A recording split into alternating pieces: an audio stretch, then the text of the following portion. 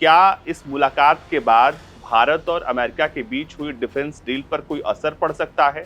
कोई नकारात्मक प्रभाव देखने को मिल सकता है? जो नेटो के मेंबर्स कंट्रीज हैं, उनमें डिस्प्यूट था कि आखिर वो पैसा यूक्रेन को क्यों दें? उसमें हंगरी भी एक देश था और हंगरी के प्रमुख ने रूस के राष्ट्रपति से मुलाकात की। तब पूरा महकमा चुप था, लेकिन जैसे ही प्रधानमंत्री नरेंद्र मोदी रूस जाते हैं, तो हम अमेरिका की तरफ से, नेटो की तरफ से बहुत सारे बयान देखते हैं। इसका मतलब क्या निकाला जाए? हंगरी के राष्ट्रपति के ख्यालात के लिए बेहतर हो अगर आप हंगरी की सरकार से पूछ लें। भारत और रूस की मुलाकात को लेकर अमेरिकी विदेश मंत्रालय ने कहा कि उसकी कुछ चिंताएं हैं। वो क्या चिंताएं हैं जिसकी वजह से वो बहुत ज्यादा चिंतित है? क्योंकि जो पेंटागन ने बयान दिया, जो व्हाइट हाउस ने बयान दिया, उसके बिल्कुल उलट था अमेरिकी विदेश मंत्रालय का बयान। वॉशिंगटन डीसी में इस वक्त दुनिया की सबसे बड़ी बैठक हो रही है, नेटो समिट हो रहा है, और ऐसे में हमारे साथ वॉशिंगटन डीसी से अमेरिकी विदेश मंत्रालय की प्रवक्ता मार्गरेट मैक्लाउड मौजूद है। स्वागत है मैम आपका भारत तक पर। आज नेटो समिट में क्या क्या, किन किन मुद्दों पर बातचीत हुई और अब तक क्या क्या परिणाम निकले हैं वहां से? जी, कल विदेश मंत्रालय एंटनी ब्लिंकन ने ऐलान किया कि अमेरिका से बने हुए F-16 नीदरलैंड्स और डेनमार्क से यूक्रेन पे दे देंगे ताकि वो अपनी सिविलियन इंफ्रास्ट्रक्चर को महफूज रख सकते हैं। और उसके अलावा नॉर्वे और बेल्जियम भी वैसी विमान भी फराहम करने का इरादा है।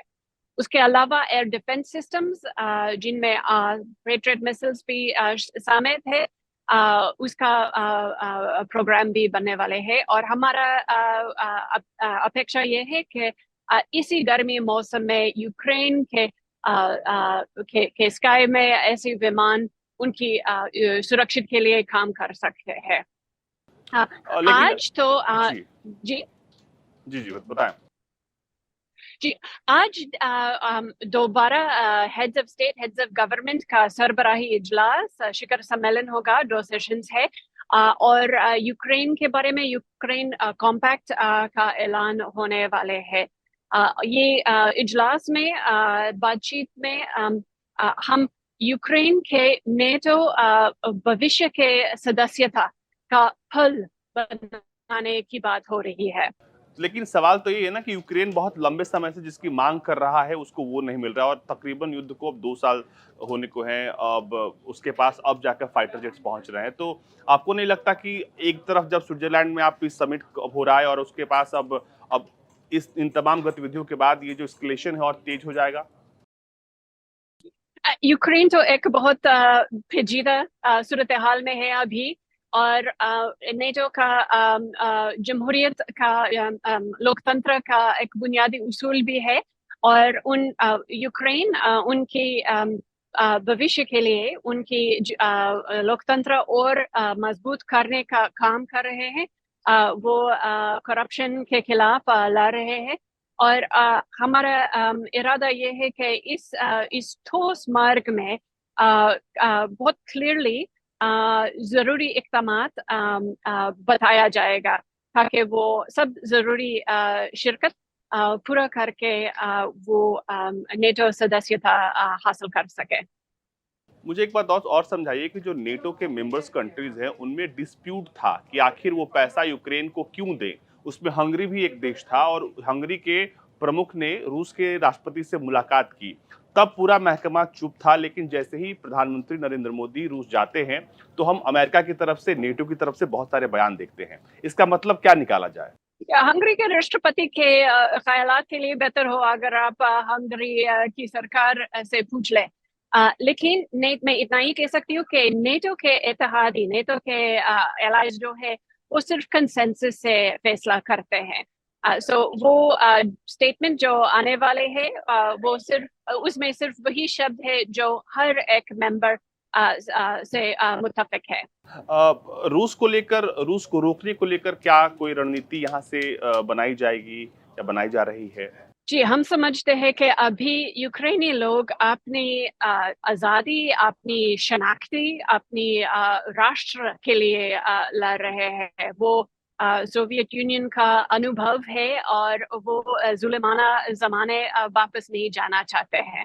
उनको अपनी शनाख्ती महफूज रखने के लिए नेटो यूक्रेन को दिफाई माल सामान, प्रशिक्षण और सुरक्षा सहायता फराहम करने का प्रोग्राम है। और आज ये यूक्रेन कॉम्पैक्ट की बात में हम और तफसील मिलेंगे।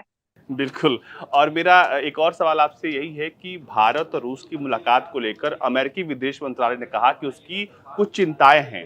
वो क्या चिंताएं हैं जिसकी वजह से वो बहुत ज़्यादा चिंतित है? क्योंकि जो पेंटागन ने बयान दिया, जो व्हाइट हाउस ने बयान दिया, उसके बिल्कुल उलट था अमेरिकी विदेश मंत्रालय का बयान। देखिए, रूस को अपनी कार्रवाई से जज होना चाहिए। और रूस इसी हफ्ते ही बच्चों के अस्पताल पर हमला किया।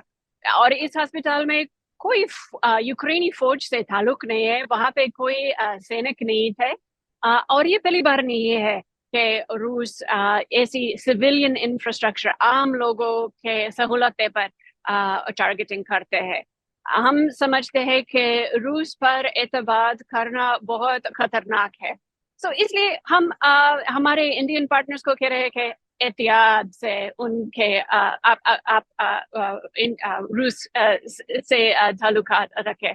लेकिन तो इंडिया क्या समेत हमारे सब सहयोगियों को कह रहे हैं कि यूक्रेन के टिकाऊ शांति के लिए रूस पर जोर दे कि वो अपने फौज यूक्रेन के जमीन से बाहर निकले। तो क्या आपको लगता है कि भारत और रूस के जो संबंध है वो अमेरिका के हितों के लिए सही नहीं है? उनसे अमेरिकी हितों को नुकसान पहुंच सकता है? क्योंकि यूक्रेन को लेकर भारत बहुत स्पष्ट है। क्योंकि यूक्रेन को लेकर भारत बहुत स्पष्ट है कि यहाँ पर बातचीत के जरिए उस पूरे मसले को सॉल्व किया जाना चाहिए। हम समझते हैं कि इंडिया रूस के साथ का इतिहास जो है वो अमेरिका और रूस के बीच का रिश्ता से अलग है। और ये तो एकदम नॉर्मल बात है कि हर एक देश अपने आप के रिश्ता मेंटेन करते हैं। और बस हम ये कह रहे हैं कि जिन को रूस पर इन्फ्लुएंस है वो शांति के लिए इस्तेमाल करे और उनको साफ कहे कि रूस संयुक्त राष्ट्र के चार्टर, अंतर्राष्ट्रीय कानून के खिलाफ वर्जी उल्लंघन कर रहे हैं। और ये तो आज के वैश्विक समुदाय में नाकाबिले कबूल है। तो एक स्पेकुलेशन ये भी है कि भारत और रूस की इस मुलाकात से अमेरिका के साथ जो डिफेंस डील भारत की हो रही है, क्या उस पर भी कोई नेगेटिव असर इसका पड़ सकता है? क्योंकि इसको लेकर बहुत सारे लोगों ने बयान दिया है। माफ कीजिए, आपका आवाज साफ से नहीं आ रही है, दोबारा पूछ लीजिए। मैं ये कह रहा हूँ कि क्या इस मुलाकात के बाद भारत और अमेरिका के बीच हुई डिफेंस डील पर कोई असर पड़ सकता है? कोई नकारात्मक प्रभाव देखने को मिल सकता है? उसके बारे में मेरा कोई खास कमेंट नहीं है। हम अभी इंडिया के साथ एक बहुत मजबूत रिश्ता एंजॉय कर रहे हैं, बहुत अच्छा संबंध है। कोई भी दोस्ती में कभी कभार अलग अलग नुक्ते नजर है और हम बहुत अप्रिशिएट करते हैं कि हम बहुत फुल एंड फ्रैंक गुफ्तगू कर सकते हैं इंडिया के साथ। ये जो अभी हाल फिलहाल में मुलाकात देखी हमने, भारत और रूस की मुलाकात देखी, और ये पूरा जो इस मीटिंग का एजेंडा है वो भी रूस को रोकने और यूक्रेन को मजबूत करने से जुड़ा हुआ है। और रूस की सबसे बड़ी मुलाकात हुई है, तो कोई बातचीत है इसको लेकर वहां पर, कोई चर्चा? हाँ, अमेरिकी हुकूमत इंडियन हुकूमत से इस मामले के बारे में भी बात कर रहे हैं। लेकिन थैंक जो यू सो मच बात मार्गरेट। रूस और इंडिया के बीच में हो रही है उसके बारे में मेरा कोई खास इल्म नहीं है।